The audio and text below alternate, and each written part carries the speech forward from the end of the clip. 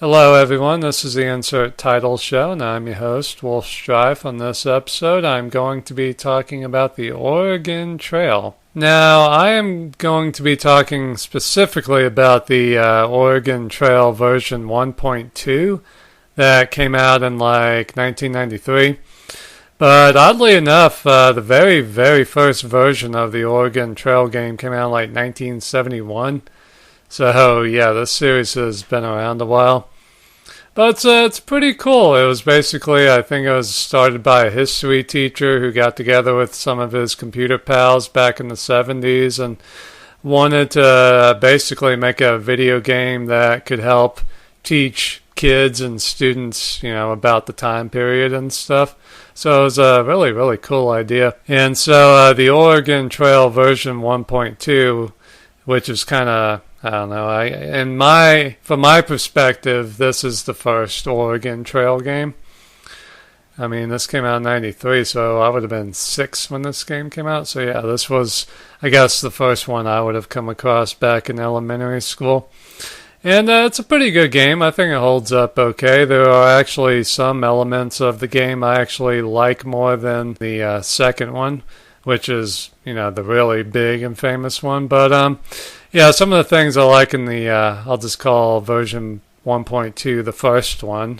Yeah, some of the things I liked in that version more was that you could actually see your oxen and wagon and stuff moving across the country and stuff.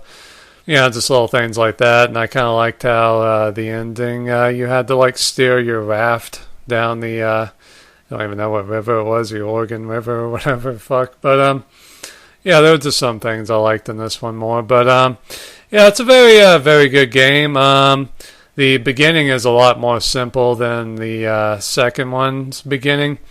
Yeah, in the first one, you just have to buy a few things and off you go, basically. One of the really cool things about this series is that you can name the characters in the game, if you can call them that, after yourself and people like the main, I guess, person you can name yourself.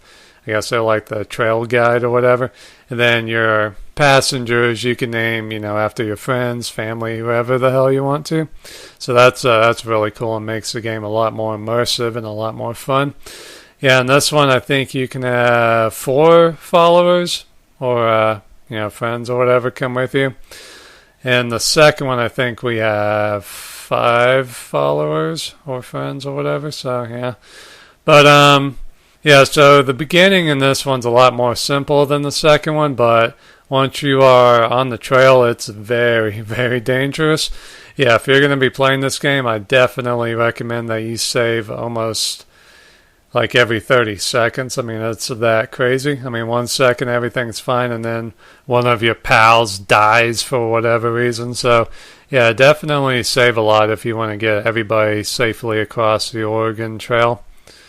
But, yeah, it's a very fun game, and I think it holds up pretty well for being almost 25 years old. I mean, shit. Yeah. So, yeah, I guess if you can get your hands on it, and if you have a computer that will play it, definitely do it. But I guess if you had to pick one Oregon Trail game to get, definitely go with Oregon Trail 2. I mean, that's the one I really got to play a lot in school, and, in fact, I bought it 3 years ago, and, I can still play the game and still have fun with it. So, yeah, I'll definitely be doing an episode on that. So, check out the episode for Oregon Trail 2. But as far as the first one, or version 0.12, it's a damn good game. Now, I really like why it was made and how it was made, and I think the product speaks for itself. So, yeah. I mean, according to Wikipedia, this series, I don't even know if it really is a series. It's just basically updated versions of the game, basically. So it's like the Oregon Trail 1971, 1978, 1979, 1985, 1990, 92. Then we get the version 1.2. Then in 95 we get the Oregon Trail 2, and then the 3rd edition, 4th edition, 5th edition. I think the 5th edition was kind of the last one. They've had some other Oregon Trail games for the Wii and the 3DS and stuff, but I think as far as PC full-on Oregon Trail game goes. I think the 5th edition is the last one. Now, oddly enough, I actually bought the 5th edition, but it doesn't work. Like, there's tons of technical complaints about it not working.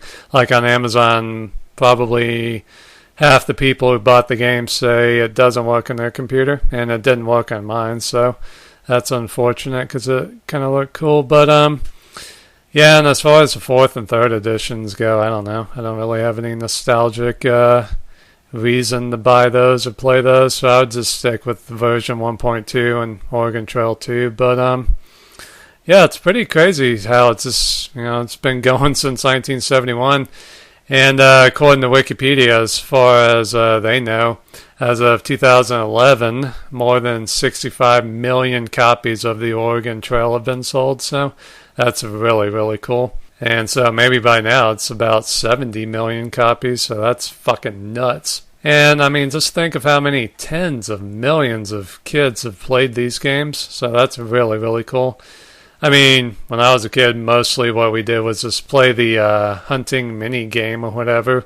But I mean, we still learned a few things here and there that was pretty cool and historic and stuff. So yeah, I mean, it's definitely, I think, one of the most important, I don't know, video games of all time, but at least one of the most important historical / educational video games of all time. So yeah, if you want to pick it up for nostalgic purposes, go on ahead. I think you'll still enjoy it, and it'll be pretty cool.